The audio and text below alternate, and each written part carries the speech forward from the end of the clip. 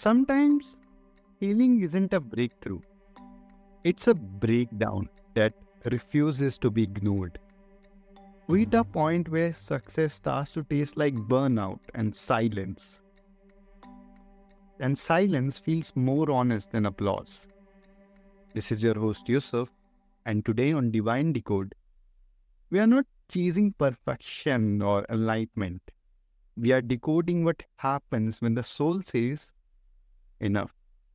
Our guest has lived that moment, a former VP, professor, a scholar who hit the wall of exhaustion and found his awakening not in a boardroom, but in a 24-day water fast.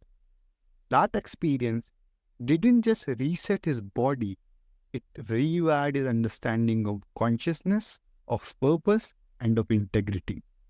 From that awakening came ConsciRise, community that's reimagining what healing and leadership really mean in a world that's starving for truth. So today, we are peeling back the layers of consciousness and exploring what happens when intellect meets intuition and how to trust your soul when everything else falls apart. Dr. Jonathan, most welcome. Thank you. It's such a pleasure to be here. I appreciate you having me on and for your time. It's all our pleasure, sir. When people hit burnout, they often chase healing as if it's a new goal, it's a new achievement that they have to carry themselves to. You took a very different route: silence, fasting, introspection. What did you discover about the difference between healing and just fixing what's broken? That's a that's a really good question. I think when you're kind of fixing was broken, you're at a process of repair. But a lot of that process, as you're healing, you're looking to see, okay, what is actually needed for this repair. And I think a lot of the times that's where the confusion can come, because like even with me, like when I was looking at this repair that I needed for a health issue, the repair I was looking at was traditional medicine, all the type of things that I guess one would do when the doctor says, okay, you got to do this, you got to do this, and you just kind of just do it. And that was when I was like, well, no, I don't think they have all the answers. And I started really kind of seeking to understand how other cultures achieved higher levels of consciousness and ways in which those folks were able to heal themselves. And it was a completely different process than traditional medicine. So, during that process of figuring out, the repairing and then kind of the healing was, understanding, okay, what is the mechanism? And I think another part is, you mentioned repair, like you got to understand, like, well, why do I need to repair this in the first place? What was it that damaged this? And I think when you're looking at healing versus repair, healing is like I said, you could just with a crack, you could just put some cement on it and just kind of fix up the crack. But if it's a person who is throwing a bowling ball at your front door all the time, well, that doesn't get at the root of the problem. So you may have another one next week and doesn't actually heal it. So for me, it was really understanding not only what were the tools in order to heal myself, but why was it that I had this health issue? And as I really kind of start to disclose that, I realized that we all go through a process of learning lessons. And if we have experience that we want to get through, if we learn a lesson behind it, then that'll really help. So one of the things I realized, I had to learn the lesson behind that health issue. And that answer within a 24-day water fast, which I had pretty much told myself that I was going to fast up to 40 days if I needed to. Whatever I had to do to heal myself, I was going to actually do. So but during that fast, I realized some things that came up, fasting and meditation, some things that came up that happened to me when I was a child, that I had to forgive the people who did those things to me. I then had to forgive myself for things that I did to people under that mindset. I actually even called a few people and said, I'm sorry for doing those things, and went back and retested and had completely healed myself. So it was really that point of not only understanding like the tools needed for the healing, but what was the reason that I needed to be healed in the first place. And that's where the healing comes versus the repair. Traditional medicine, they may be able to repair you, but that healing comes from within. True. What I could understand is that repairing is like fixing the example that you just gave. It's like fixing using a brick. But if your foundation is, rotting, you have to go to that deep. You have to go to the roots of your being, and then you start healing so that it is sustainable. Absolutely. Yep. You come from a very strong academic and analytical background, PhD, behavior modeling, legal prediction systems, and yet your awakening came through something that science can't quite quantify. How did your rational mind respond to that shift? Well, I would say there was one thing that was helpful as a child growing up. My father, and even still to this day, he was a Christian pastor, a bishop. So he was actually a bishop, which was pretty high up in the church. So I've always kind of had a kind of a religious connection to the unknown, about like the importance of faith, and God being omnipresent. So those are things kind of as a foundation. I would say now that the religion piece, what I've learned and accumulated, added a lot of undertones of fear to that message that I had to take to kind of do some unwinding. But to kind of think about your question about like having these things of prediction where you can kind of model out and predict something to something that is more, I guess, less defined, right? And there's been two ways that I have went about thinking about this.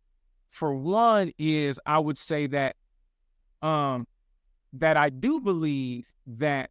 So I would say from the first instance that I'm also a Six Sigma black belt. So which is about process improvement. And one of the things that you look at is outcome, right? So a lot of times, if you can't actually necessarily come up with the operational definition of something, which consciousness really doesn't have an operational definition, but you can look at the outcomes of what a conscious being may look like, which then may help to derive the definition or the process of those outcomes. And when you look at kind of what those are, you look at a person who's resilient, a person that has a great deal of connectedness to either nature, themselves, or people around them. So I would say there's certain outcomes of outputs that then you can start to then measure to seeing this if kind of there's growth in that area. And I will say the second, and these are things, these answers obviously did not come overnight. They kind of came over a time of trying to find responses to those questions.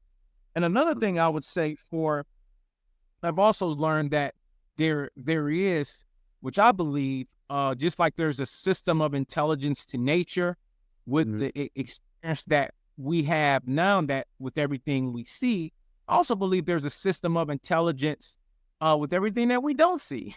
And I believe there's an integration between those two. And I would kind of say and again, I'm a systems thinker. So for me, I always thinks about, again, if I can't come up with the definition, what then are there attributes of that we can measure? And I'm like, okay, or that makes sense. And for me, I kind of look at, for those who are familiar, our chakras and our energy centers. And if you're not familiar with our chakras and energy centers, just think about the colors of the rainbow. And how the colors of the rainbow, they're all different colors, because of the speed of electrons and protons essentially rotating at different speeds, right? And they emit a different color. So I would say just as the colors have different increases in speeds and rotations, that is then an allegory of how we progress consciously.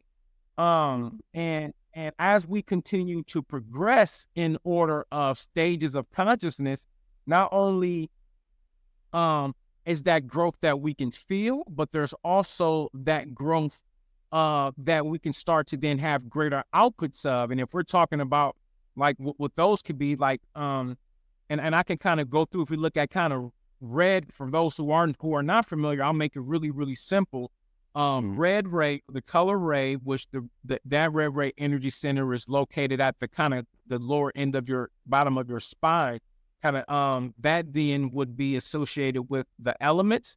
Red, the elements, of course, being fire, water, earth, and air in regards to, I'm talking about as far as consciousness, right? So we're also talking about consciousness and related to these things.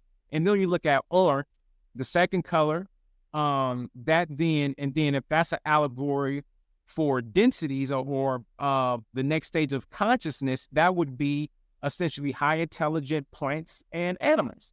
And then we look at where we would be at, kind of at that third stage of evolution or third stage of intelligence, which would be considered the yellow ray, yellow density. And our kind of the mechanism here is for us to essentially make a choice whether we're going to be of service to others, of service to other people. And then the fourth kind of stage up, green, which is associated with the heart chakra, which is associated with additional love and understanding. That's when you start to then look at other elements where there may have people who have talked about what is to come. And I think the thing that makes sense to me as you look at these major jumps in consciousness, but also their jump in metaphysics, right? Their jumps in physics, because as these rotations increase, then the laws of physics change in those environments. And I believe the next stage comes of what Carl Jung, Jung, has called the collective consciousness, where we share a collective mind. And as we're kind of individually ourselves, we're here to individually balance and be of service to other people. Then I kind of think that next stage of intelligence is to kind of balance a collective mind and then be of service to another evolving group. And then that continues to increase as we go on. So those have been kind of some of my beliefs of kind of trying to draw definitions and stages of being to consciousness as I've been kind of really seeking of what an operational definition is. Wow, I started the question with, how do you come up with this? And you really gave us a whole system that you personally used, and now I'm sure our listeners will use them as well. So for this has been a number of different systems, of course, that I've read. So these are things that I've read that have made sense to me, and are things that I've been able to kind of because I think what learning is, what high learning is being able to simplify things and associate of learning. So being able to associate what I would call systems and processes to other ones. And I think that's one of the things that I've been good at, is I think that's a gift of being able to kind of take things that may be seemingly complicated and simplifying them. And that's been something. So for me, I've just read a lot. So one of the things I would mention to your listeners, when we talk about kind of that process of evolution, you can look at chakras, energy centers. There's an organization called LL Research. They're based in Kentucky, and one of the things that what they do is they do conscious channeling. So a lot of these messages and philosophies that I'm sharing have been received in communication with beings that are essentially incarnate, so they're not physically here, but would kind of claim or say they would be in other areas of space. And they talked about how this is how we've consciously evolved, and how they're just brothers, sisters, just on the same path, just maybe just traveled a little bit further than us.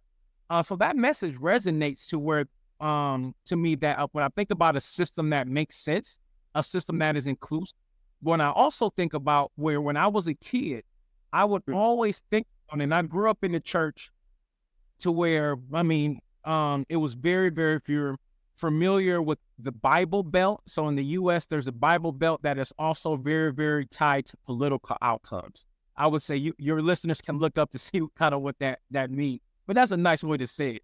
But that was kind of a perspective, but I would say more in an African American kind of Black church way.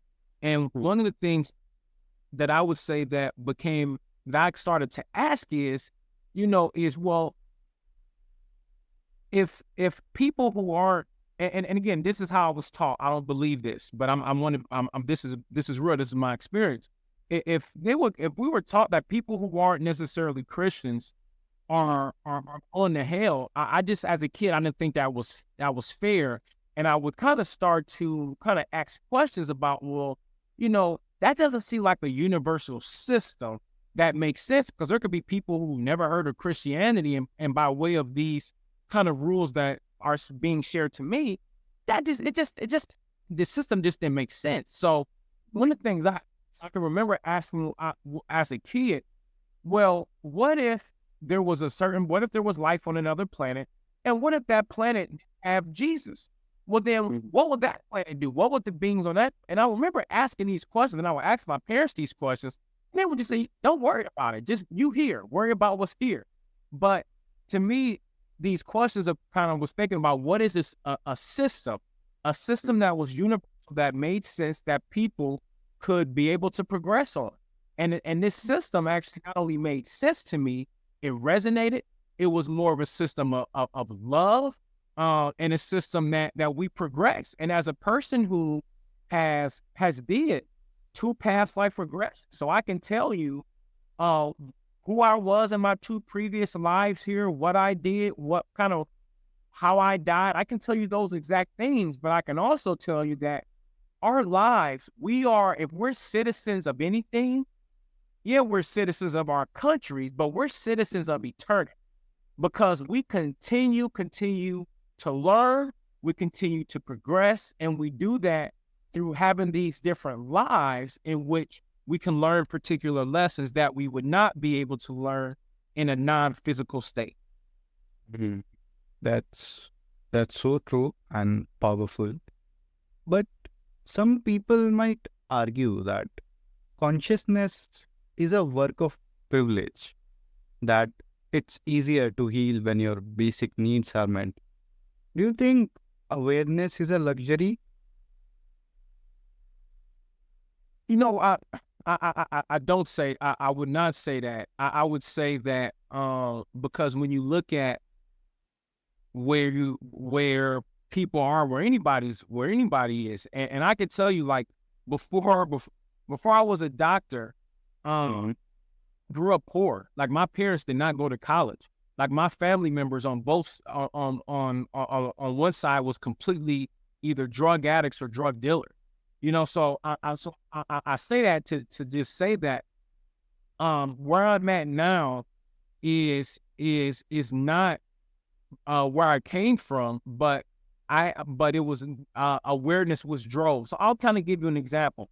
Like, one can have an increase of awareness by being able to understand what's going on in their lives. So one way of that is dream analysis, right? So if you're having dreams and you're not taking time to look at those dreams, but you say you care about awareness, and I would say, I would ask, how much do you care about awareness? Because if you look at some of the major research, which is documented, we have an unconscious self and we have a conscious self. And there's ways in which the unconscious self tries to communicate with us. And they do that through dreams. And that is during dreams. And I do Jungian dream analysis. And so I can even share a process of how you do that. But it is our unconscious self trying to share with us information of how we can go about processing things in our lives that use a different shift in perspective. So even if you're at your kind of worst state, you can still take the time to be able to understand or seek to understand what your unconscious self is trying to communicate with you. And I would say that that's kind of one thing, because we all have access to that. And I will say the second thing is, if you are listening to this podcast, you then have an opportunity to breathe. And some of the greats who I've followed of how I've even learned Kriya Pranayama and Kriya Yoga is breath is essential to life. So it's free. It is free for you to be able to take a break and to be able to breathe in high vibrational energy, however you perceive that, and breathe out anything that you feel no longer serves you. That is free. And just like when we breathe in oxygen, that is the waste of plants, we breathe out carbon dioxide, which is the food of plants. So there is a cyclical nature to how everything operates. So if we're breathing in things that we feel as high vibrational and breathing out things we don't like, there's an impact of it, and that is going to work. That's another thing that's free. The third thing I'll share is visualizations. Visualizations are something that are powerful, and we know thoughts are energy. Everything is energy. So when we're thinking and we're visualizing, we're manifesting something. And so if you're feeling lonely, if you're feeling depressed, if you're feeling sad, you can visualize extending your spine and going to the core of the earth and just connecting. And what I guarantee you, you will feel a feeling of safety. You will feel a feeling of peace in that moment. And you can do that. That visualization is up to you. If you want to go deeper, then you can actually put at the core of the earth the things that you're feeling, the things that you don't want anymore. You can put those there, because the earth is an intelligent enough being to repurpose those things and make it helpful for somebody who needs it. Wow, that has hit me in so many different levels that I cannot tell you. Because it's as simple as breathing. It's as simple as taking a pause maybe. Don't do anything for a moment. Just stay still, breathe, visualize. Wow, it's not a luxury, I would say. It is a necessity. Yes, and you are 100% right. And I would say, and this is what I do. And like, if we just, especially for those who are super busy, who are having meetings all the time, like one of the things that I do before any meeting, when I send positive energy to the people I'm getting ready to meet with, I just send them positive energy. And what happens is, and I did it to you too. But what happens is, there is a interaction that I have found is better when I do not do it. So when you are just putting positive energy out there, there's an impact to that. I will say another thing is, if you just a few times a day, when I talked about releasing, just maybe take, even if it's 10 seconds to just breathe in and just release anything you don't need.